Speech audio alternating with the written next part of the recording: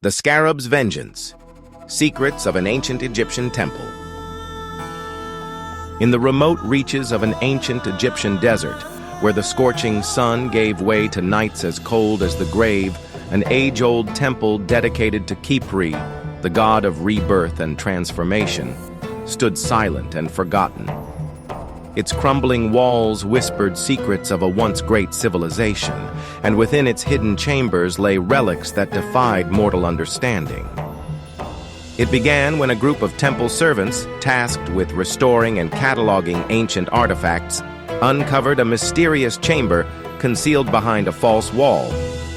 Inside, a scarab idol of exquisite craftsmanship, its every curve and carved line radiating an otherworldly aura, sat atop a stone pedestal.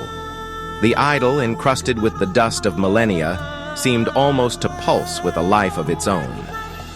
Despite the priest's hesitations, the idol was carried with reverence into the temple's inner sanctum, its dark legacy unknown to them. That night, as the temple's torches flickered in the humid air, a subtle change swept through the corridors. At first, there was nothing more than an unsettling silence, a pause in the usual chorus of nocturnal desert winds. But as the clock struck midnight, a low, insidious hum began to emanate from the depths of the temple. In the stillness, the sound grew, echoing off ancient stone like a dark symphony. Then came the swarm. From the idol's base, scarabs emerged. At first one, then dozens, and soon a torrent of monstrous beetles larger than any seen before. They scuttled over the marble floors, their chittering merging into a cacophony that reverberated through every hall. In the flickering glow of the torches, the scarabs' carapaces glinted with a spectral sheen, and their red eyes burned with an unholy fire. The high priest, Amenhotep, who had long served the temple with unwavering devotion, watched in horror as his sanctuary transformed into a battleground of supernatural terror. Clad in ceremonial robes, he strode toward the temple's central chamber, his voice trembling as he called out, "Amenhotep, by the sacred power of Khepri, halt this madness. The gods have not forsaken us. Explain this curse." But his plea was swallowed by the unrelenting swarm. The scarabs multiplied with every passing moment, filling the temple with their frenzied clatter. Outside the temple, the city of Hermopolis began to feel the ripple of the curse.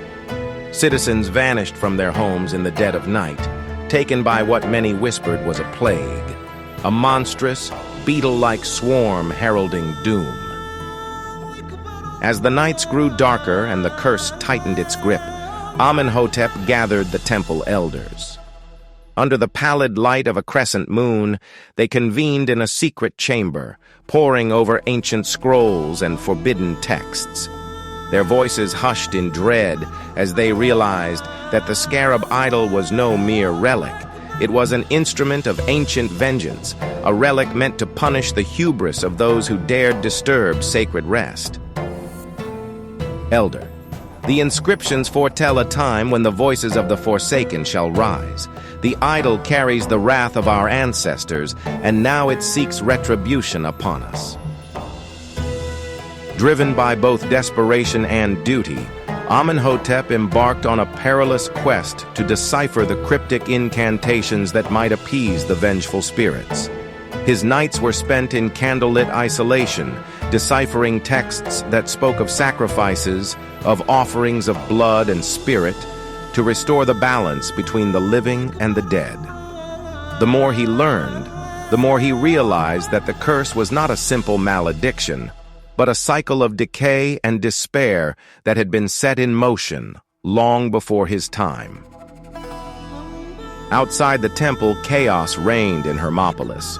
The once peaceful streets were haunted by the whisper of wings and the skittering of unseen forces.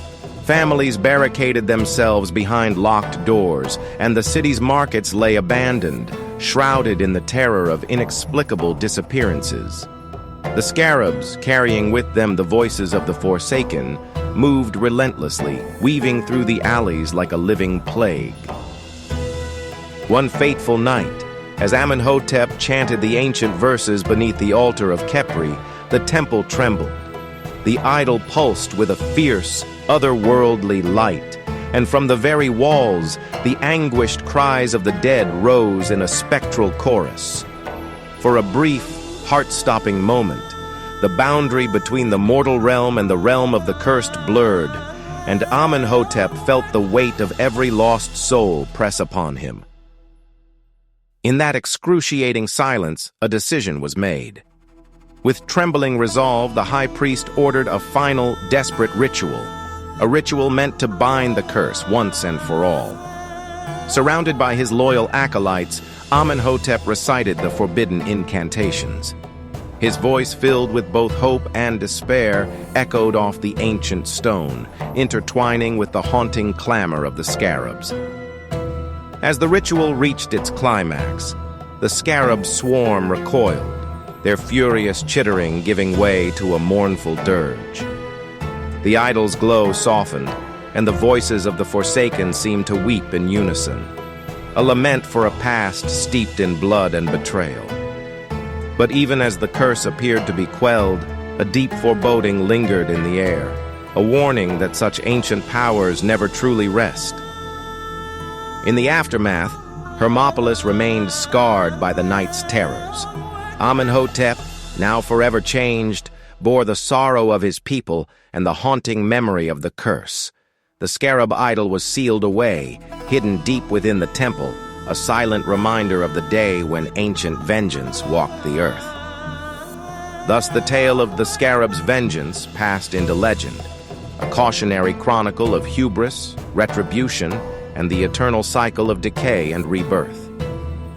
And in the quiet moments before dawn, some say you can still hear the faint, mournful chittering of scarabs, a ghostly echo of a curse that refuses to be forgotten.